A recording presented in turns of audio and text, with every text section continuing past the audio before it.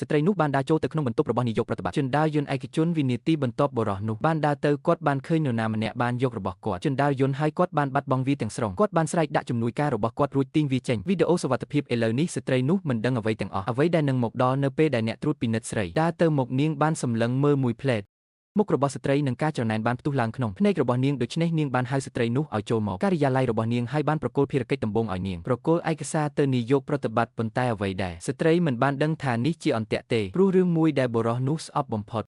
តើមនុស្សចូលទៅក្នុងការិយាល័យនេះដោយមិនបានការអនុញ្ញាតស្ត្រីនោះបានដើរចូលទៅយ៉ាងណាក៏ដោយក្រឡេកមើលជុំវិញរួចក៏ស្អាតបាតការិយាល័យនាងមិនអាចជួយអ្វីបានក្រៅពីសរសើរវាប៉ុន្តែបន្ទាប់មកសម្លេងត្រជាក់មួយបានមកពីក្រោយនាងបែរខ្លួនដោយភ្ញាក់ផ្អើលហើយបានជំពប់ដួលចូលទៅក្នុងដៃរបស់បុរសនោះពេលនាងងើយមុខឡើងមុខរបស់នាងក៏ស្លេកស្លាំងបុរសម្នាក់នេះជាមនុស្សវិកលចរិតតាំងពីលើកមុនយប់ប្រែថានៅយប់មុននោះស្ត្រីម្នាក់ត្រូវបានបុរសមួយក្រុមចាប់ជំរិតពេលពួកគេកំពុងធ្វើដំណើរសន្តិសុខរបស់នាងបានបង្ហាញខ្លួនដូច្នេះពួកចាប់ជំរិតបានចូលរួមគ្មានអ្វីកើតឡើងទេប្រអប់នោះនាងត្រូវបានគេដាក់ពេញត្រូវបានរើដោយចៃដន្យដោយអ្នកដែលកំពុងផ្លាស់ទីក្រុមហ៊ុនហើយវាបានបញ្ចប់នៅបុរសនោះផ្ទះបុរសនោះបានបើកប្រអប់ប៉ុន្តែមុននោះគាត់អាចមានប្រតិកម្មស្បែកជើងកែងខ្ពស់មួយបានហោះមកហើយបានវាយគាត់ឲ្យសន្លប់ដូចជាពេងប៉ោងអន្តែតឡើងស្ត្រីម្នាក់បានក្រោកឈរឡើងពីប្រអប់នាយកប្រតិបត្តិសម្លឹងមើលនាងដោយងឿងឆ្ងល់បន្ទាប់មកសួរដោយស្ងប់ស្ងាត់ថាតើអ្នកជារបស់អ្នកណាស្ត្រីនោះភ្ញាក់ផ្អើលយ៉ាងខ្លាំងនាងមិនដឹងថាមានអ្វីកើតឡើងទេកំពុងបន្តហើយការចងចាំរបស់នាងគឺទាំងស្រុងទេប៉ុន្តែវាមិនចំណាយពេលយូរទេនាងបានដឹងថានាងត្រូវបានគេចាប់ពង្រត់នាយកប្រតិបត្តិសើចចំអកគាត់ធ្លាប់ឃើញស្ត្រីព្យាយាមគ្រប់ល្បិចដើម្បីចូលទៅជិតគាត់ប៉ុន្តែធ្វើពុតជាចាប់ជំរិតនោះជាលើកដំបូងគាត់បានបញ្ជាឲ្យនាងដើម្បីចាក់ចេញប៉ុន្តែនៅពេលដែលគាត់ត្រឡប់មកវិញគាត់បានរអើដួលត្រង់មករកនាងគាត់ស្ទើរតែមិនអាចចាប់ប្រអប់នោះបានទាំងពីរមានអារម្មណ៍ធូរស្រាលដែលពួកគេមិនបានថើបគ្នាប៉ុន្តែគ្រាន់តែបន្ទាប់មកប្រអប់បានដួលរលំហើយរបស់ពួកគេវោមាត់បានប៉ះគ្នាយ៉ាងត្រង់ស្ត្រីនោះឈោស្ងៀមរួចរុញគាត់ចេញហើយទះកំភ្លៀងគាត់នៅចំពោះមុខមុនពេលដែលសៀវអាចប្រតិកម្មនាងបានរត់ចេញបន្ទប់ក្រោយមកជំនួយការបានរកឃើញនាងប្រវត្តិរូបសង្ខេបនៅក្នុងប្រអប់ប្រែថាស្ត្រីនោះបានមកសម្ភាសហើយមិនមែន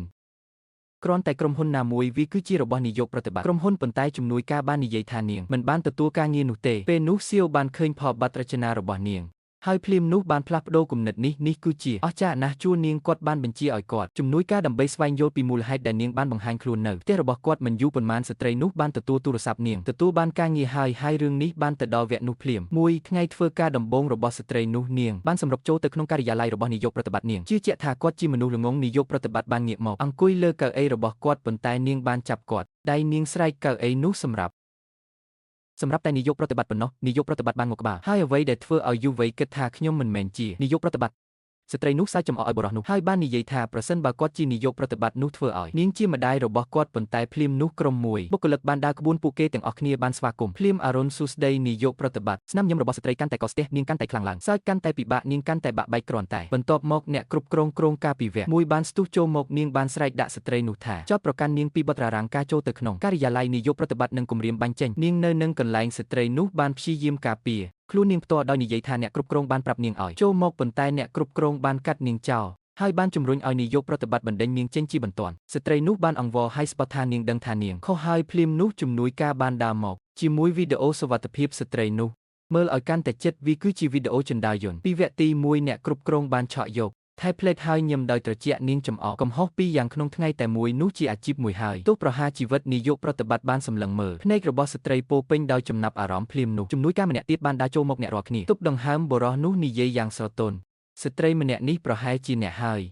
យកំពុងរកមើលលទ្ធផលគឺកាលពីប៉ុន្មានឆ្នាំមុននៅពេលដែលនាយកប្រតិបត្តិបានធ្លាក់ចេញពីកំពុងសាងសង់វាគឺជាស្ត្រីម្នាក់ដែលបានចាប់គាត់ហើយបានរងរបួសក្នុងការប្រយុទ្ធចាប់ជំរិតនាយកប្រតិបត្តិបានផ្អាកមួយសន្ទុះរួចនិយាយដោយត្រជាក់វាជានាងថ្ងៃដំបូងចូលយើងផ្ដល់ឲ្យឱកាសចុងក្រោយតែមួយគត់របស់នាងមនុស្សគ្រប់គ្នាមានការភ្ញាក់ផ្អើលគ្រាន់តែដូច្នោះស្ត្រីរូបនេះនៅតែរក្សាការងាររបស់នាងប៉ុន្តែចាប់តាំងពីមើលទៅមុខរបស់អ្នកគ្រប់គ្រងនាងទើបតែធ្វើសត្រូវថ្មីដ៏មានឥទ្ធិពល